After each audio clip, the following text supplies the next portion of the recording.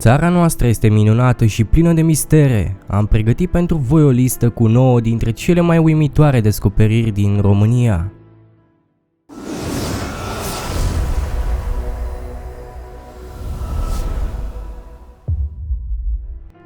Cele mai vechi orașe din Europa aparțin culturii cucuteni. Cultura cucuteni se întindea pe o parte din România, Moldova și Ucraina de astăzi. La orizontul anilor 4000-3500 înaintea erei noastre, orașele cucutene aveau peste 10.000 de locuitori.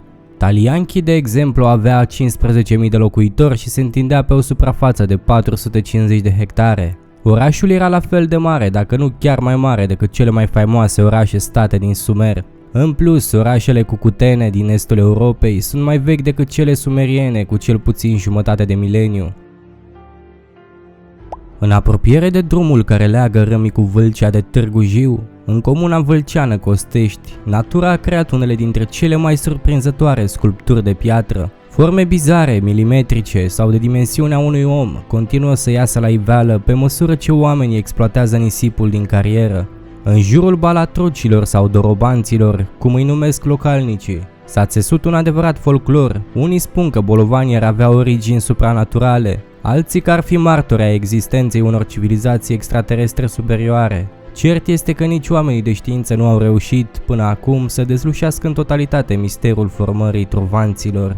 Și tot ce pot face deocamdată este să emită ipoteze pe care să încerce să le verifice în laborator.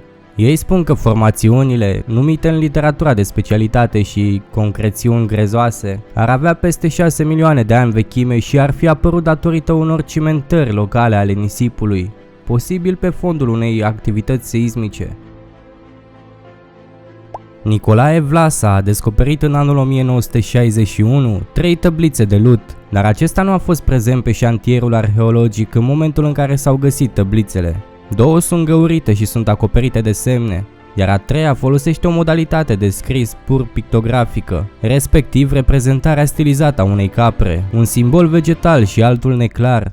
Cea de formă discoidală cuprinde 4 grupuri de semne, despărțite prin linii. Este considerată ca fiind cea mai apropiată de o scriere adevărată.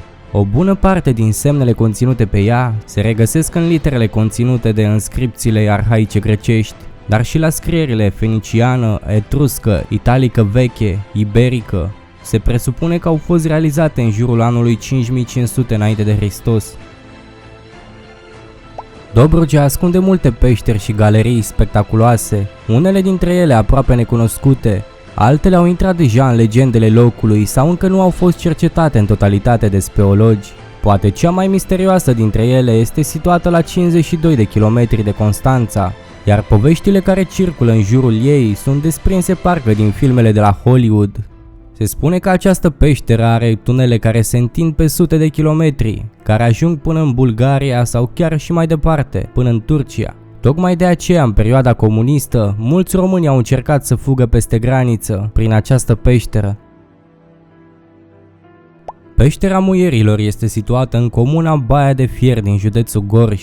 În această peșteră au fost găsite fosile umane provenind de la 3 indivizi diferiți, fragmentele de craniu aparținând unui individ de sex feminin vechi de 30.000 de ani. Peștera Muierilor a fost folosită pentru adăpostirea populației din zonă în vremuri de restriște. A fost introdusă într-un circuit turistic regulat încă din anul 1934. Temperatura din peșteră este de plus 10 grade Celsius, medie și constantă, iar umiditatea se încadrează între 40 și 90% în funcție de anotimp. Obiectul metalic de la Aiud cântărește 2,3 kg și este de formă trapezoidală, cu 2 brațe posterioare și 2 perforații circulare care comunică între ele.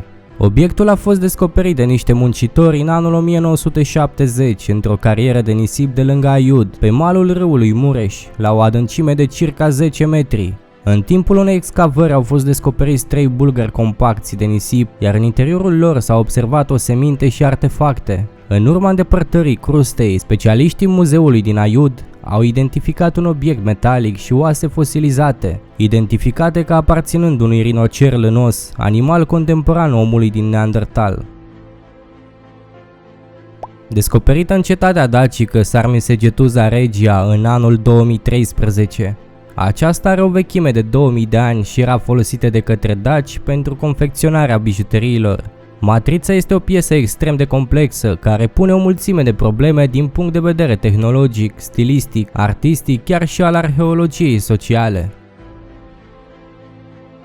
În primăvara anului 1962, la Sibiu ajunge Doru Dumitrie Teodoriciu pentru a studia un manuscris aflat în arhivele statului și pe care cercetătorii nu apucaseră până atunci să-l cerceteze în amănunt și ca atare nici nu bănuiau ce descoperire epocală se afla în acesta. Era vorba de notițele lui Conrad Haas, un gardian austriac care trăia în acea epocă la Sibiu și care a condus și arsenalul din stat. Manuscrisul de la Sibiu, indexat sub titulatura Varia A2 374, era de secole în arhivă, catalogat drept manuscris ce conține probleme de pirotehnie și balistică artilerie.